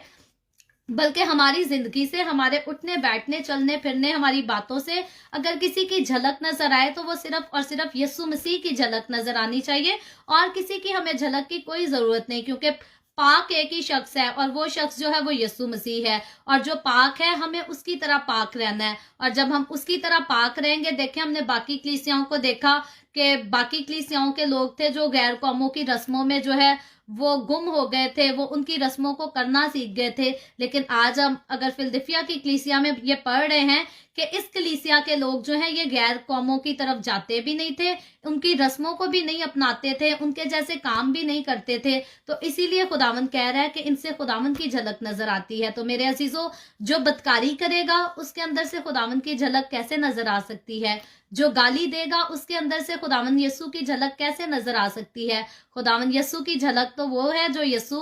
गाली सुनकर आगे से गाली नहीं देता था। तो मेरे अजीजों, ये तो खुदा के साथ चलते हुए ये बात तो बिल्कुल क्लियर है। अगर हम कहें कि हमें कोई गाली नहीं देगा तो मेरे अजीजों नहीं, हम झूठ बोलते हैं। जब हम यीशु के साथ चलेंगे तो कोई एक नहीं, हमें दुनिया के बहुत सारे लोग गालियां भी निकालेंगे, लान तान भी करेंगे, क्योंकि जाहिर है जब हम तारीकी और रूह के कामों का फर्क करेंगे तो लोग हमें बुराई कहेंगे, अच्छा तो नहीं कहेंगे। जो रूह के कामों को मानते हैं वो तो हमें अच्छा कहेंगे, लेकिन जो तारीकी के कामों को पसंद करते हैं वो हमें गालियां भी निकालेंगे, वो हम पर लान तान भी करेंगे, वो कभी हमारे किरदार की तारीफ जो है वो नहीं करेंगे। लेकिन हमें इस बात का पता होना चाहिए कि जिसने हमें बनाया और जिसने हमारी कीमत अदा की है, हमारा किरदार जो है वो उसको पसंद आना चाहिए, और उसको हमारा किरदार तब ही पसंद आएगा जब हमारे किरदार में से जो है इस दुनिया की नहीं, तारीकी के कामों की नहीं, बल्कि यीशु मसीह की अपनी झलक नजर आएगी। तो फिलदिफिया की कलीसिया से यीशु मसीह की झलक नजर आती थी,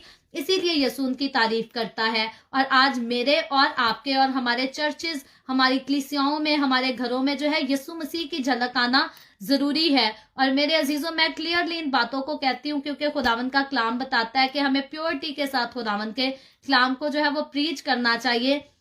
और आज हमारी कलीसियाओं के वो लोग जो झूठ बोलते हैं, जो शरारत करते हैं, झगड़े करते हैं, रिश्वत देते हैं या रिश्वत लेते हैं, ये सारे काम जो हैं ये इब्लीस की तरफ से हैं। और सॉरी टू से, ऐसी कलीसियाओं में यीशु के किरदार की कोई झलक नहीं। ऐसी कलीसियाएं अगर यीशु के नाम के साथ इस्तेमाल भी होती हैं तो झलक उनमें से अगर किसी की नजर आती है तो वो इब्लीस की तासीरों की झलक नजर आती है। हम क्लियरली ये कह सकते हैं कि जिस कलीसिया के लोग जो है वो 2 नंबरी कर रहे हैं, बुरे काम कर रहे हैं, दगाबाजियां कर रहे हैं, झगड़े करते हैं, अदावतें रखते हैं, तो उनके अंदर जो है वो इब्लीस की झलक नजर आती है। और यीशु की अगर झलक की हम बात करें तो यीशु की झलक जो है वो पाक है, और वो उसी में से नजर आएगी जो पाकीज़गी के साथ यीशु के डर और उसके खौफ में जिंदगी गुजारेगा और उसके कलाम पर जो है वो अमल करता हुआ नजर आएगा। और इस कलीसिया के लोग मेरे अजीजों हर तरह से जो है मसीह यीशु के पसंदीदा लोग थे, और इसीलिए हमने जितनी आयतें पढ़ी हैं उनमें से कोई एक आयत भी हमें ऐसी नहीं मिली कि यीशु मसीह ने थोड़ी सी भी उनसे जो है किसी बात की कोई शिकायत की हो या नाराजगी का इजहार किया हो। और 9 9वीं आयत को जब हम पढ़ें तो मैं इस आयत को पहले पढ़ के फिर आगे बात करती हूँ। खुदावंद यीशु कहता है, देख मैं शैतान के उन जमात वालों को तेरे काबू में कर दूंगा जो अपने आप को यहूदी कहते हैं और है नहीं बल्कि झूठ बोलते हैं। फिर खुदावंद कहता है, देख मैं ऐसा करूंगा कि वो आकर तेरे पांव में सिजदा करेंगे और जानेंगे कि मुझे तुझसे मोहब्बत है। Praise the Lord. तो मेरे अजीजों, ये 9वीं आयत है जिसमें खुदावंद खास जो है शैतान की जमात की बात करता है, यानी कि शैतान के लोगों की बात करता है। और मेरे अजीजों, अगर हम हिस्ट्री को जाकर देखें, तारीख को देखें, तो तारीख जो है वो इस बात की गवाह है कि फिलदिफिया में जो है यहूदियों ने मसीहों को बहुत ज्यादा सताया था, बहुत तंग किया था, परसिक्यूट किया था। लेकिन ये जितने यहूदी जो मसीहों को परसिक्यूट करते थे, मसीहों को सताते और दुख देते थे, ये असल में रियल जो है यहूदी भी नहीं थे, बल्कि ये झूठे लोग थे। इनका इब्राहिम या अहले ईमान से जो है किसी किस्म का कोई ताल्लुक नहीं नजर आता। तारीख में भी अगर जाकर देखें तो वो इन बातों की जो है वो गवाही देती है। और मसीह यीशु यहाँ जो बात कर रहा है, यहूदियों की बात कर रहा है, ये सारे यहूदियों की बात नहीं कर रहा, बल्कि उनके मुतल्लिक बात कर रहा है जो सिर्फ नाम के यहूदी थे। जैसे आज देख लें, बहुत सारे लोग हैं जो नाम से मजहब के लोग कहलाते हैं, लेकिन असल में दूर दूर तक उनका अपने मजहब के साथ कोई ताल्लुक नहीं होता और ना वो ताल्लुक रखना चाहते हैं। और इसी तरह ये यहूदियों का जो ग्रुप था, ये एक खास ग्रुप था जो मसीहों को दुख देते थे, तकलीफ देते थे। और ये असल में खुद यहूदी नहीं थे, बल्कि ये झूठ बोलते थे और यीशु के लोगों को, यीशु के साथ चलने वाले लोगों को और यीशु के नाम की गवाही देने वाले लोगों को जो है वो तंग करते थे। और यीशु उनको जो है वो शैतान की जमात कहता है, यानी कि शैतान का ग्रुप कहता है। और आज भी मेरे अजीजों, आप देख लें, बहुत सारे लोग हैं जो अपने मजहब का नाम लेकर मजहब परस्ती की बात कर कर जो है वो मसीहों को दुख देते हैं। तो याद रखें मेरे अजीजों, क्योंकि बाइबल रीडिंग करने का हमारा ये मतलब नहीं कि हम किसी के मजहब पर बात करें या किसी के मजहब की मुखालफत करें, लेकिन एक बात मैं क्लियरली बताती हूँ, जितने भी इस दुनिया में मजहब हैं, मसीहत हो गया, इस्लाम हो गया, हिंदुइज्म हो गया, बुद्धिस्ट हो गया, जितने भी बहुत सारे मजहब हैं, कोई मजहब जो है वो लड़ाई झगड़े की तालीम नहीं देता। आप इस बात से इत्तेफाक करेंगे, क्योंकि जितने भी लोगों ने मजहब बनाए हैं वो उन्होंने प्यार मोहब्बत को फैलाने के लिए जो है वो मजहब बनाए हैं। लेकिन आज भी बहुत सारे लोग हैं जो अपने मजहब का नाम लेकर और मसीहों को सताते और ये कहते हैं जी इन्होंने हमारे मजहब की इंसल्ट की। मुझे देखें मेरे अजीजों, यीशु से ज्यादा और इंसल्ट किसकी हुई है? यीशु के अपने मुंह के ऊपर थूका गया,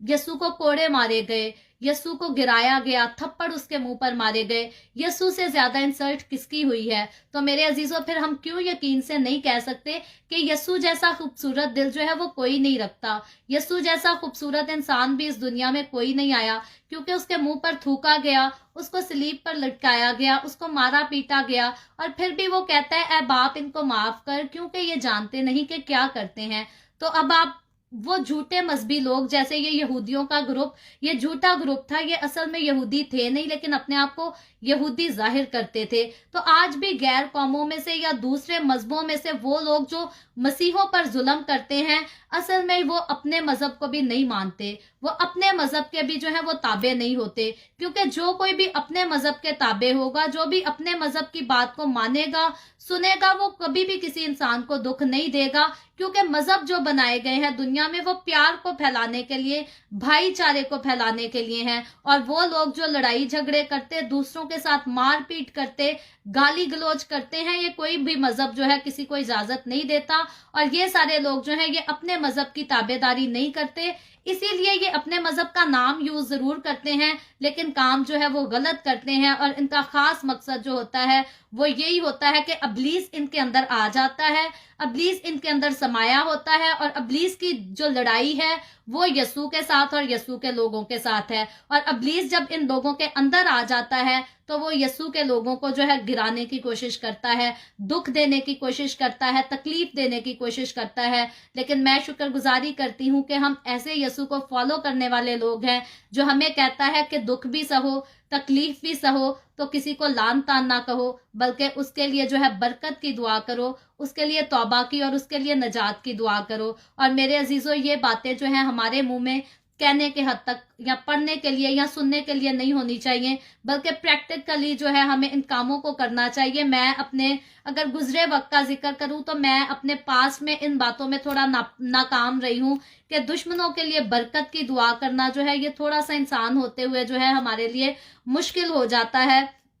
तो कई बार जब मैं बहुत ज्यादा सताई गई तो कई बार मैंने खुदावन से कहा कि खुदावन तू मेरा इंसाफ कर, तू मेरे दुश्मनों को बता के तू मेरे साथ खड़ा, तू मेरा इंसाफ कर, तू उनको खुद जवाब दे। तो मेरे अजीजों, सबसे पहली बात तो हम जब दुख में होते हैं तो खुदावन का कलाम जो हमें टीच करता है वो ये टीच नहीं करता कि हम किसी के लिए सजा की दुआ करें। अगर मैं करती थी तो मैं गलत थी, और जब मैंने कलाम में से इस बात को महसूस किया कि मैं गलत चल रही हूँ, मैं गलत बात कर रही हूँ, तो मैंने अपने आप को जो है वो करेक्ट किया। तो अगर मैं अपने आप को कलाम पढ़ के खुद को करेक्ट करती हूँ तो बाकी सबको भी यही चाहिए कि जब हम अपनी वीकनेसेस को कलाम को पढ़कर सुन को जान लेते हैं तो फिर हमें अपनी वीकनेसेस को जो है अपने आप से दूर करने की जरूरत है, करेक्ट करने की जरूरत है। तो मेरे अजीजों, यीशु हमें सिखाता है कि जब हम सताए जाएं, जब हम तकलीफ उठाए किसी की वजह से, तो हमने किसी के लिए जो है बरकत की दुआ करनी है, लानत की दुआ नहीं करनी, बरकत की और नजात की दुआ करनी है। और बाइबल मुकद्दस में हमें खूबसूरत टेस्टिमनी मिलती है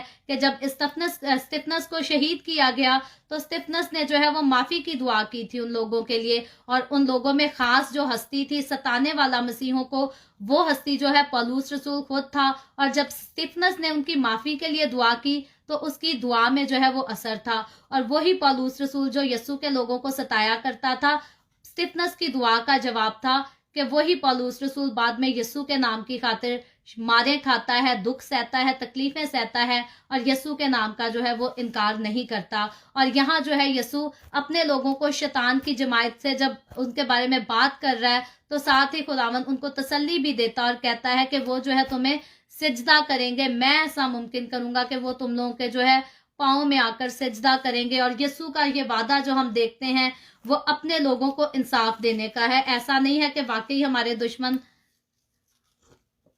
आकर जो है हमारे पाँव में गिर जाएंगे और हमें सिजदा करेंगे, ऐसा नहीं है। सिजदे के लायक जो है वो सिर्फ और सिर्फ यीशु मसीह है। आसमान के फरिश्ते भी जो हैं वो भी सिजदे के लायक नहीं है। लेकिन यहाँ जो बात यीशु सिजदा का वर्ड यूज कर रहा है वो अपने लोगों को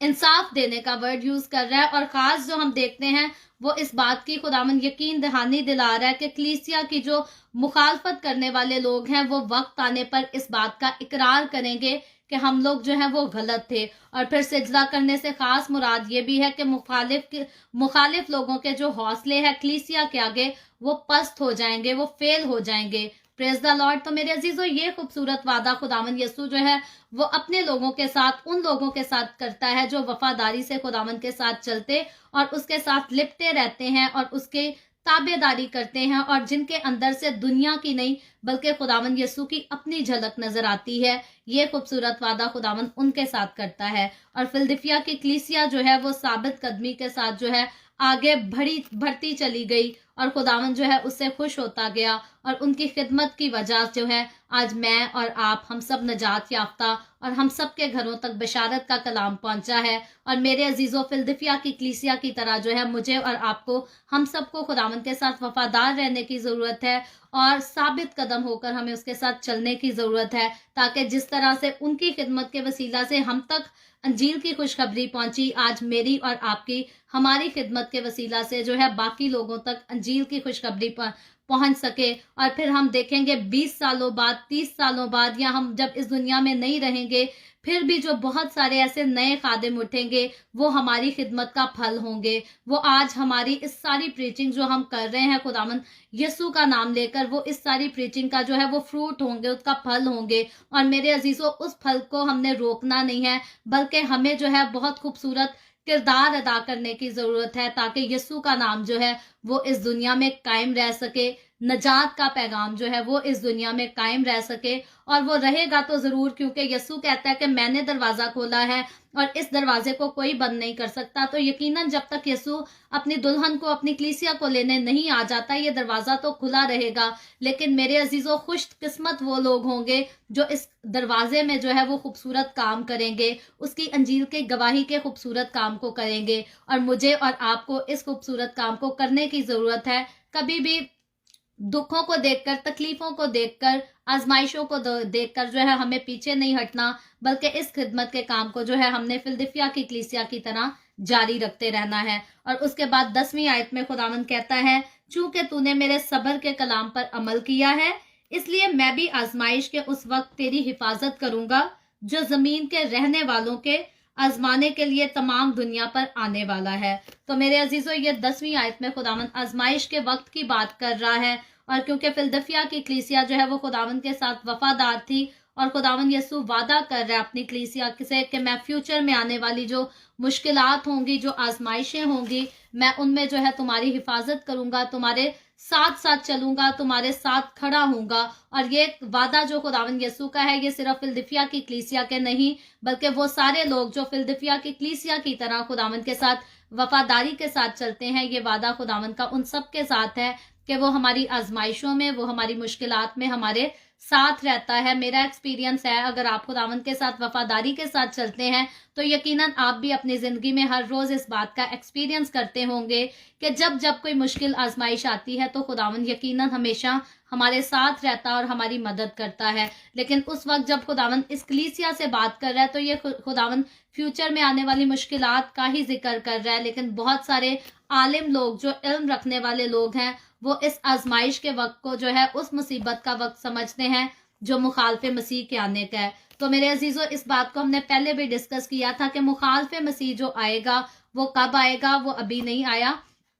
क्योंकि मुखालफे मसीह तब आएगा जब यस्सु मसीह की कलीसिया जो है वो उठा ली जाएगी। तो खुदावंद ये जो बात कर रहा है वो ये नहीं कर रहा कि कलीसिया जो है वो मुखालफे मसीह के दौर में किसी किस्म की प्रोटेक्शन में होगी, बल्कि खुदावंद यस्सु कहता है जब मुखालफे मसीह आएगा तो इससे पहले के मुखालफे मसीह इस दुनिया में आए, इससे पहले के 666 का वो बहुत ज्यादा मुश्किलों वाला दौर आए, मसीह यस्सु की जो कलीसिया है वो आसमान पर उठा ली जाएगी। और वो जो दुखों का दौर होगा, तकलीफों का दौर होगा, वो सारे दौर में खुदावंद जो है वो अपनी कलीसिया को संभालेगा। कहाँ संभालेगा? इस दुनिया में नहीं संभालेगा, बल्कि यस्सु मसीह बादलों पर आकर अपनी कलीसिया को उठा लेगा, ताकि जब वो मुश्किल का दौर आए तो यस्सु की कलीसिया जो है वो उन मुश्किलात को देखने की बजाय जो है वो 1000 साला बादशाही खुदावंद यस्सु के साथ कर सके, आसमान पर बादशाही कर सके। तो मेरे अजीजों, देखें खुदावंद फिलदिफिया की कलीसिया को ये खूबसूरत उम्मीद दे रहा है, और ये उम्मीद, ये वादा खुदावंद का मेरे और आपके भी साथ है कि अगर हम खुदावंद के साथ वफादारी के साथ चलेंगे तो खुदावंद कहता है कि जब वो मुश्किलात का वक्त आएगा तो हम इस दुनिया में वो मुश्किलात नहीं देखेंगे। अगर आज यस्सु आ जाए तो हमें जो है इस दुनिया में रहकर मुखालफे मसीह को देखने की या उसके जुल्म सहने की कोई जरूरत नहीं, बल्कि हम जो यस्सु के साथ वफादारी से चलते हैं, हम उसके साथ बादलों पर उठा लिए जाएंगे और हम उसके साथ जो है वो 1000 साला बादशाही करेंगे। और जमीन के रहने वाले जो लोग होंगे वो इन आजमाइशों को देखेंगे भी, इन मुश्किलात का सामना भी करेंगे। और इसीलिए मेरे अजीजों, खुदावंद यस्सु जो है अपनी कलीसिया को इस बात में जो है वो हौसला दे रहा है, तसल्ली दे रहा है, और उनको और ज्यादा इनकरेज कर रहा है कि मेरे साथ जो है वो वफादारी से चलते रहो, ताकि ये जब मुसीबत आएगी तो तुम मेरे साथ जो है वो 1000 साल बादशाही में गुजारो, इस मुसीबत को ना देखो। तो इसीलिए मेरे अजीजों, यस्सु के साथ जो चलते हुए हमें हर वक्त यस्सु के डर और उसके खौफ में रहने की जरूरत है, ताकि यस्सु जब आए तो हम दुखों को देखने के लिए जमीन पर ना रह जाएं, बल्कि आसमान पर जा सके और उसके साथ जो है 1000 साला बादशाही में दाखिल हो सके। और फिर यहाँ उन लोगों की बात हो रही है जो मसीह यस्सु के साथ जुड़े नहीं हैं, जो दुखों और तकलीफों को देखने वाली खास खुदावंद बात करता है। तो जितने लोग यस्सु को फॉलो नहीं करते, जो उसके साथ जुड़े नहीं, उसके साथ लिपट कर नहीं रहते, ये जमीन पर रहने वाली वो सारे लोग हैं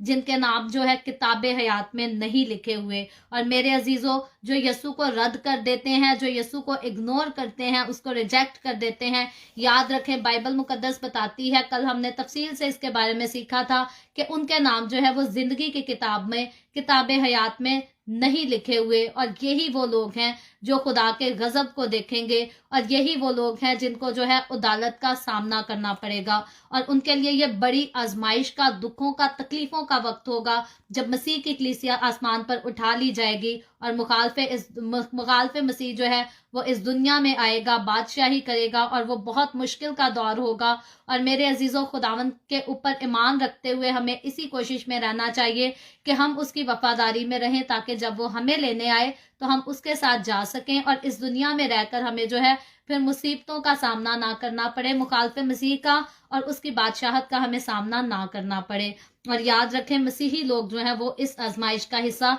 हरगिज नहीं होंगे, बल्कि बाइबल मुकद्दस बताती है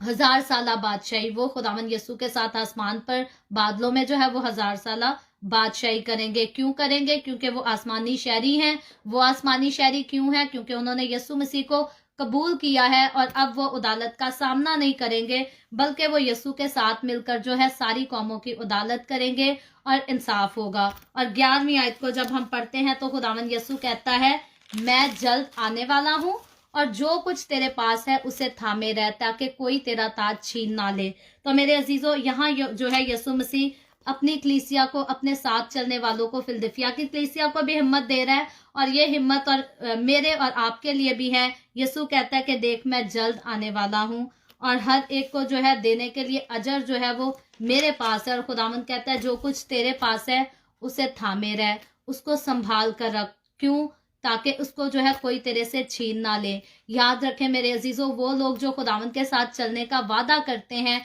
अपने रास्ते पहले सीधे कर लेते हैं, फिर बाद में जो है खुदावंद की हजूरी से दूर हो जाते हैं, खुदावंद यीशु का इनकार कर देते हैं, तो खुदावंद यीशु जो है इसीलिए अपने लोगों को मुताहिद करता है और कहता है कि मेरे साथ लिपटे रहो, मेरे कलाम पर अमल करते रहो, मेरी तारीफ करते रहो, मेरे साथ चलते रहो, जो कुछ मैं कहता हूँ वो ही करते रहो। क्यों? ताकि अगर वो नहीं करोगे तो ऐसा भी हो सकता है कि जो ताज आपके लिए रखा गया है, जो अजर आपके लिए रखा गया है, वो आपके से हटकर वो जो वफादार हैं खुदावंद के, वो उनको दे दिया जाएगा। तो मेरे अजीजों, जब मैं और आप हम यीशु में आ गए, यीशु के साथ चलने लगे, तो अब हम जिंदगी के ताज के, अब हम जिंदगी के उस अजर के हकदार हैं। अब हम उन सारे वादों के हकदार हैं जो खुदावंद यीशु अपनी कलीसिया से करता है। लेकिन अगर हम यीशु में आकर भी गुनाह को अहमियत देते और गुनाह को अपनी जिंदगी से नहीं निकालते, तो फिर वो ताज जो मेरे और आपके लिए रखा गया है वो हमसे छीन लिया जाएगा, वो हमको नहीं दिया जाएगा। और इसीलिए खुदावंद यीशु कहता है, अगर तुम ईमान पे कायम हो तो आगे फ्यूचर में भी जो है वो ईमान पर कायम रहना है। मेरी वफादारी करते हो तो फ्यूचर में भी मेरी वफादारी करनी है। क्यों वफादारी करनी है? क्योंकि खुदावंद कहता है मैं जल्द आने वाला हूँ और मैं जो हूं तुम लोगों को जो है ताज दूंगा, और ये ताज जो है ये अजर ही की अलामत है। और इसीलिए खुदावंद कहता है जो कुछ तुम्हारे पास है इसको थामे रहो, इसको दिल से लगाए रखो और इस पर जो है अमल करते रहो। लेकिन मेरे अजीजों, आज के दौर में अगर हम बात करें तो बहुत सारी कलीसियाएं जो है वो मसीह की तालीम और किरदार से हटकर जो है अपने दिल की पसंद की, जो चीज उनको खुद पसंद आती है उसी के मुताबिक जो है वो तालीमात देती हैं, लोगों को टीच करती हैं, जिसकी वजह से जो है वो बहुत सारी बिदतें फैल चुकी हैं, नफरतें, तफरके फैल चुके हैं। तो मेरे अजीजों, जो तालीम हमने खुदावंद के कलाम में से प्योरिटी के साथ पाई है, खुदावंद कहता है कि सिर्फ उसी को सुनो, उसी को फॉलो करो। याद रखें, जो कुछ बाइबल मुकद्दस के अंदर दर्ज किया गया है वो सब आपने मानना है। और फिर जो कुछ बाइबल मुकद्दस के अंदर ऐड नहीं किया गया, फिर वो कोई भी चर्च, किसी भी चर्च का पासबान, कोई भी कलीसिया उसको प्रीच करती है, तो मेरे अजीजों वो टोटली तौर पर रॉन्ग प्रीचिंग है, वो गलत प्रीचिंग है, वो झूठी प्रीचिंग है और वो खुदावंद की तरफ से नहीं बल्कि वो अबलीस की तरफ से प्रीचिंग है। तो जितना कुछ बाइबल के अंदर है वो सब हमने मानना है, और जो कुछ बाइबल मुकद्दस से बाहर है, बाइबल मुकद्दस से हटकर कोई बात करता है, हमने उस तालीम को, हमने उस बात को फॉलो नहीं करना, हमने उसको नहीं मानना, क्योंकि वो खुदा की तरफ से नहीं बल्कि वो अबलीस की तरफ से है। और खुदावंद मुताहिद इसीलिए करता है क्योंकि खुदावंद कहता है कि कलीसिया के लिए जो अजर खुदावंद यीशु ने रखा है, कलीसिया जो है वो गलत किस्म की तालीम के पीछे लगकर, अपनी मर्जी की, अपनी पसंदीदा तालीम के पीछे लगकर जो है उस अजर को खो ना दे। जैसे हमने बाकी कलीसियाओं में देखा कि कलीसियाएं जो है वो दूसरे मजहबों की रस्मों को भी अहमियत देते हैं, उनके जैसे काम भी करना पसंद करते हैं, उनके जैसी चाल भी चलना पसंद करते हैं। लेकिन याद रखें, जिन बातों से, जिन कामों से, जिन रस्मों से खुदावंद यीशु का कलाम हमें रोकता है, खुदावंद यीशु के लोग होते हुए हमें उन कामों से, उन बातों से रुकने की ज़रूरत है, दूर रहने की ज़रूरत है, ताकि खुदावंद यीशु हमें मुताहिद कर रहा है कि हम अपना अजर जो है वो खो ना दें, और जो कुछ खुदावंद ने हमारे लिए रखा है, खुदावंद चाहता है कि हम उसे खोए नहीं, बल्कि खुदावंद हकीकी तौर पर हमें देना चाहता है, और देना चाहता है इसीलिए वो अपना कलाम भी हमसे कर रहा है, इसीलिए वो हमसे बातें कर रहा है, ताकि हम अपने अजर को खोए नहीं बल्कि उसको हासिल ना करें। और खुदावंद यीशु एक बार नहीं बार बार कहता है, इस बारे में बार बार अपनी सारी कलीसियाओं को मुताहिद करता है, और इस बात की यकीन दहानी कराता है कि जो कुछ मैं तुम्हें देना चाहता हूँ उसको हासिल करो। लेकिन याद रखें, अगर कोई भी हमसे कोई किसी किस्म की गलत तवक्को रखता है तो हमें कभी भी उसको पूरा नहीं करना चाहिए, बल्कि हमें खुदावंद की मर्जी पर चलना चाहिए और खुदावंद ही की मर्जी को जो है पूरा करना चाहिए। और मेरे अजीजों, जब हम इसकी 12वीं आयत को देखते हैं तो ये लिखा है, जो गालिब आए मैं उसे खुदा के मकदस में एक सतून बनाऊंगा और फिर कभी बाहर ना निकलेगा, और मैं अपने खुदा के नाम और अपने खुदा के शहर यानी उस नए यरूशलेम का नाम जो मेरे खुदा के पास से आसमान से उतरने वाला है, और अपना नया नाम उस पर लिखूंगा। तो मेरे अजीजों, ये एक और खुदावंद यीशु हम देखते हैं खूबसूरत वादा करता है अपने साथ चलने वाले लोगों के, जो उसके साथ वफादार रहते हैं। ये वादा भी खुदावंद उनसे बात करता है, और यीशु का ईमानदारों के साथ मेरे अजीजों ये वादा है कि वो खुदा की हैकल में जो है वो सतून की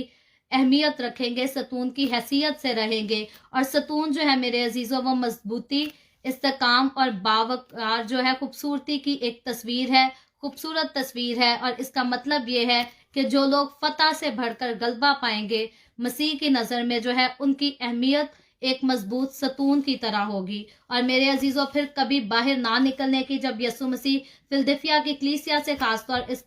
इस टाइम जो है वो बात कर रहा है, तो यीशु के लोगों को जो है अब्दियत में ये शर्फ हासिल होगा कि उनकी खुदा की हजूरी में मुस्तकिल जगह होगी। बाइबल मुकद्दस ऐसा बिल्कुल नहीं लिखती कि एक बार जो यीशु मसीह की बादशाही में दाखिल हो जाएगा वो वहां से निकाल दिया जाएगा, क्योंकि बाइबल मुकद्दस कहती है जब खुदा की बादशाही होगी, जब नया यरूशलेम एक बार सेट हो जाएगा, जब हम उसमें दाखिल हो जाएंगे, तो वहां किसी किस्म का कोई आंसू नहीं होगा, कोई रोना नहीं होगा, कोई दुख, कोई तकलीफ नहीं होगी। तो एक बार जब हम उस जगह में दाखिल कर दिए जाएंगे, एक बार जब यीशु आकर हमें ले जाएगा अपने साथ, तो फिर दोबारा हमारी इस दुनिया में, ना इस दुनिया के दुखों में, ना तकलीफों में, ना परेशानियों में, ना अजियतों में हमारी कोई वापसी नहीं होगी। फिर हम खुदावंद ही के साथ रहेंगे, एक दिन नहीं, 2 दिन नहीं, बल्कि बाइबल मुकद्दस बताती है कि फिर हम हमेशा, जो खुदावंद के लोग हैं वो हमेशा खुदावंद ही के साथ रहेंगे। और पैगाम का ये जो हिस्सा खुदावंद यीशु कहता है कि फिर कभी बाहर नहीं निकलोगे तुम लोग,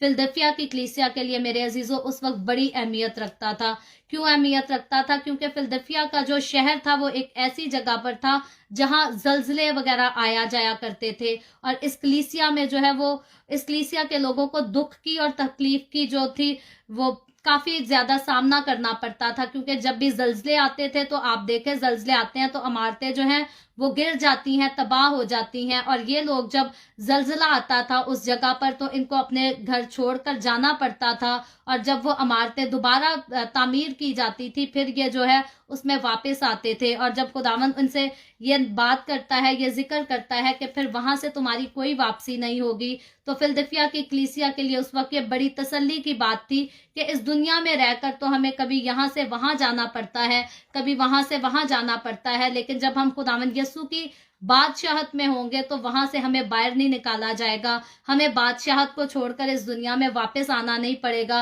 वापस जो है इन दुखों और तकलीफों को देखना नहीं पड़ेगा। बल्कि यीशु बताता है कि जब नया आसमान और नई जमीन आ जाएगी तो ये जो पुराना आसमान और पुरानी जमीन है ये सब कुछ जाता रहेगा, और फिर सिर्फ खुदावंद यीशु और उसके लोग होंगे, और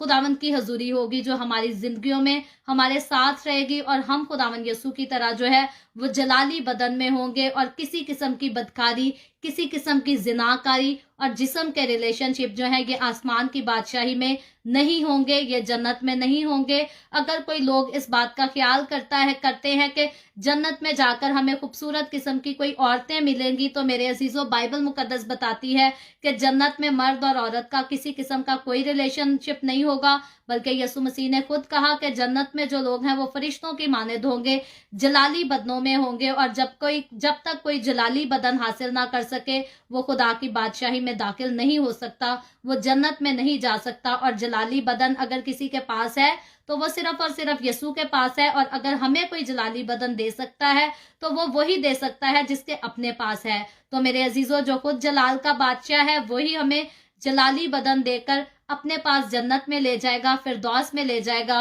और उधर किसी किस्म की कोई बदकारी, कोई जिनाकारी, कोई मर्द और औरत का किसी किस्म का ऐसा रिलेशनशिप नहीं होगा, बल्कि हम हर वक्त खुदावंद के साथ होंगे, उसी की सिताइश करेंगे और उसी के नाम की तारीफ करेंगे। और खुदावंद आखिर में कहता है, जिसके कान हो वो सुन ले कि रूह कलीसियाओं से क्या फरमाता है। तो मेरे अजीजों, जितनी बातें खुदावंद ने कही हैं, इनको समझने के लिए, इनको परखने के लिए और इन पर अमल करने के लिए जरूरी है कि हर कोई जो है वो अपने रूहानी कानों को खोल ले, ताकि खुदावंद के कलाम की सारी बातें उसको ठीक से समझ भी आ जाएं। और जब समझ आ जाएंगी तो यकीनन इंसान जो है उन बातों पर अमल भी कर सकेगा।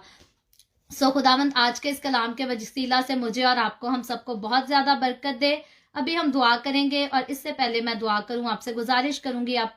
जितने आपके पास कोई भी प्रेयर रिक्वेस्ट है तो आप नीचे कमेंट में लिख सकते हैं। आए हम सब अपने सरों को खुदावंद की हुजूरी में झुकाएंगे और दुआ करेंगे। Hallelujah, hallelujah. प्यार से भरे जिंदा आसमानी बाप, लश्करों के रब यहोवा यरी, मैं तेरे प्यारे बेटे अपने खुदावंद यीशु मसीह के नाम में तेरे कदमों में आती हूँ। तेरी शुक्रगुजारी करती हूँ खुदावंद इस वक्त के लिए जो तूने हमें दिया, ताकि हम तेरे पाक कलाम को पढ़ें और इससे बरकत हासिल कर सकें। खुदावंद इस वक्त मेरे साथ जितने लोग ऑनलाइन आए हैं, तो इन तमाम लोगों को भी बरकत दे, इन पर अपना हाथ बढ़ा, इनके घरानों पर खुदावंद तू बरकत को अंडेल, तू अपने लोगों के रोटी पानी में, कारोबार में कसरत से बरकत को अंडेल, ताकि तेरे लोग तेरी शुक्रगुजारी करते रहें, तेरे नाम की तारीफ, तेरे नाम की तमजीद करते रहें। इसी तरह बाप आसमानी, जितने लोगों ने इस वीडियो के नीचे कमेंट्स में अपनी अपनी दरखास्तें लिखी हैं,